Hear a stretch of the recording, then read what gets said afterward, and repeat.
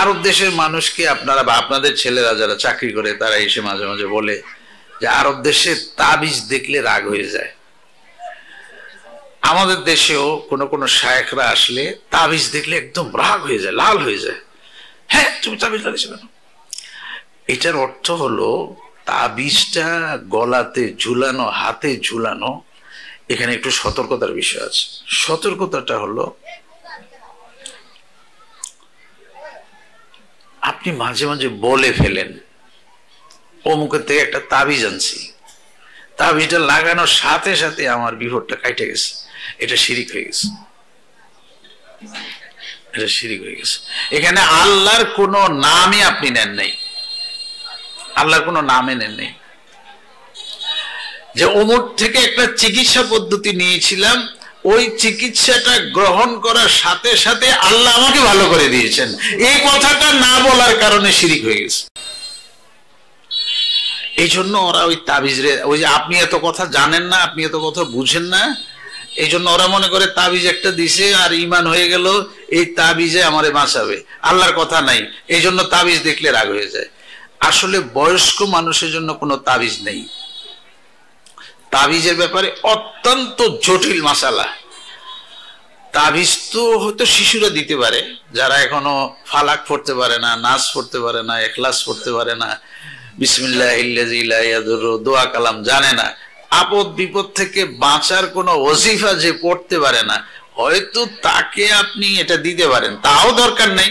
আপনি যদি তাকে সকাল সন্ধ্যা ফু দিতে পারেন, হাদিসে আসছে বাচ্চাকে ফু দাও, আউযু বিকালিমাতিল্লাহি তাম্মাতি মিন শাররি মা খালাক, 3 বার পরে ফু দাও, তার অনিষ্ট করার ক্ষমতা দুনিয়ার কারণেই।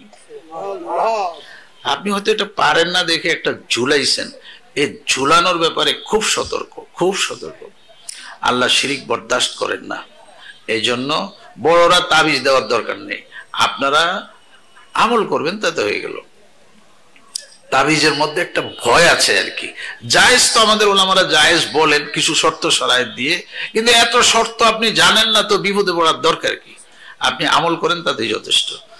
আচ্ছা, জানাজার নামাজ, আপনারা বলতেছেন নামাজ, আমিও বললাম এখন জানাজার নামাজ পড়তে আসছেন, মানুষটা বিদায় হয়ে যাবে দুনিয়ার থেকে, তার শেষ নামাজ এটা জানাজার নামাজ। আপনাকে বলছে দাঁড়ায় থাকেন, আচ্ছা আল্লাহু আকবার, তা আপনি দাঁড়াইছেন, সানা পড়ছেন আল্লাহু আকবার, দুরূদ শরীফ পড়েছেন আল্লাহু আকবার, জানাজার দোয়া পড়েছেন আল্লাহু আকবার, সালাম দিয়ে দিয়েছেন, না রুকু না সেজদা, এটা নামাজ কেমনে? রুকু দিলেন না, সেজদাও করলেন না, আবার বলেন জানাজার নামাজ। আল্লাহর গায়রত দেখেন কি পরিমাণ গায়রত। আল্লাহ বলেছেন যে তোমার সামনে একটা মানুষ আছে, লাশ আছে, এখন যদি তুমি রুকু সেজদা করো, না জানি এই লোককে রুকু সেজদা করো, দরকার নাই আমার সেজদার, দাঁড়ায় দাঁড়িয়ে আল্লাহু আকবার বলো, নামাজ হয়ে যাবে, নামাজ হয়ে যাবে, দরকার নেই আমার সেজদার, রুকুরও দরকার নেই। শিরক হয়ে যায় কিনা? শিরক হওয়ার সম্ভাবনা আছে, এই জন্য জানাজার নামাজ এগুলি তুলে দেওয়া হয়েছে। রুকু দরকার নেই, প্রত্যেকটা তাকবীরকে ফরজ করা হয়েছে, এটা জানবেন। আমরা যে অন্যান্য নামাজ পড়ি ওখানে আল্লাহু আকবার প্রথম তাকবীরটা হলো ফরজ, আর বাকি তাকবীরগুলি হলো সুন্নাত। কিন্তু জানাজার নামাজে 4 তাকবীর, 4 তাকবীরকে ফরজ করা হয়েছে, একটা তাহরিমা, একটা রুকু, 2টা সিজদা, এক এক তাকবীর ফরজ, তাকবীর ফরজ। এই জন্য জানাজার দোয়া যদি কেউ নাও পারেন 4 তাকবীর বলবেন, নামাজ হয়ে যাবে আপনার। 4 তাকবীর বললে নামাজ হয়ে, ফরজ আদায় হয়ে যাবে। একজনে গিয়ে দেখলেন যে 2 তাকবীর হয়ে গেছে জানাজার, আপনি একটু পরে আসছেন, 2 তাকবীর হয়ে গেছে, এখন আপনি চিন্তা করছেন কি করবেন? না না, আপনি ওই 4 তাকবীর দিলে আপনার নামাজ হয়ে যাবে, 4 তাকবীর দিলে আপনার নামাজ হয়ে যাবে। আল্লাহর গায়রত এটা, আল্লাহ শিরিক একদম বরদাস্ত করেন না। তো মোহতারাম, আখলিস দীনাকা ইয়াকফিকাল আমালুল কলিল, অল্প আমলেই নাজাতের জন্য যথেষ্ট, শিরিক মুক্ত হইতে হবে। সংক্ষেপ বলি, আরেকটা হলো রিয়া, অন্যকে দেখানোর জন্য। এই আমলটা তো বরবাদ। এই যে হুজুর একটু আগে 6টা কথা বলেছেন, সেখানে এটা আছে। তো ওই আমল তো বরবাদ। মানে যে আমি এখন আপনাদের সামনে ওয়াজ করতেছি, আমার ভিতরে ভিতরে কাজ করবে, যেহেতু আমার নফস আছে। আপনাদেরটা দেখাই না, আমারটাই বলি। আমার নফস কাজ করবে, কথা একটু সাজায় বলো, সুন্দর করে বলো, স্টাইল করে বলো, তাহলে তোমাকে মানুষ বড় বক্তা বলবে। রিয়া, এটাকে রিয়া বলে, দেখানোর জন্য ওয়াজ, দেখানোর জন্য ওয়াজ। আচ্ছা, আমি আমার নামাজের কথা বলি, তাহলে আর একটু বুঝুন।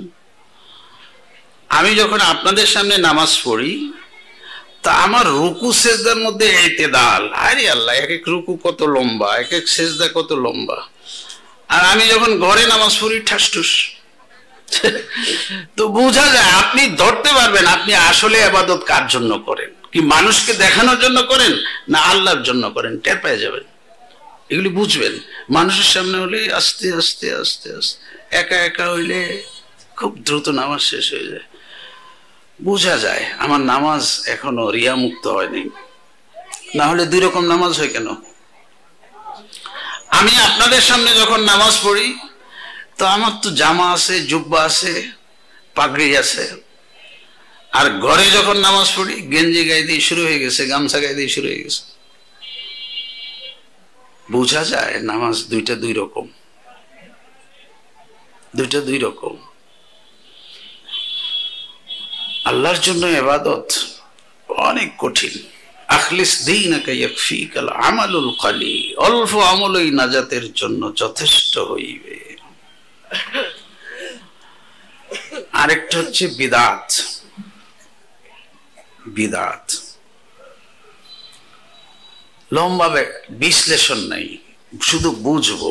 অনুসরণীয় যোগে আমলের যেই পদ্ধতি ছিল না, আমরা যেই যোগগুলিকে অনুসরণীয় যোগ বলি, নবী সাল্লাল্লাহু আলাইহি ওয়াসাল্লামের যোগ, সাহাবাদের যোগ, তাবিঈন, তাবে তাবিঈন, এরকম যে কতগুলি যোগ আছে, এই যোগে যেই আমলকে স্বীকৃতি দেয় নাই, ওই আমলকে নতুন করে আবিষ্কার করে এখন আবার সংযোগ করে করা, এগুলি বেদাত বলে। কিন্তু দেখতে সুন্দর, দেখতে সুন্দর, দেখতে খুব সুন্দর লাগে। যেমন একটা বলি, এটা বললে বুঝে যাবেন। ইবাদতের মধ্যে নতুন সংযোজন। আচ্ছা, দুরূদ শরীফ এত বড় এক আমল, এটা যদি কেউ পড়ে সবাই তাকে ভালো জানে, ভালো।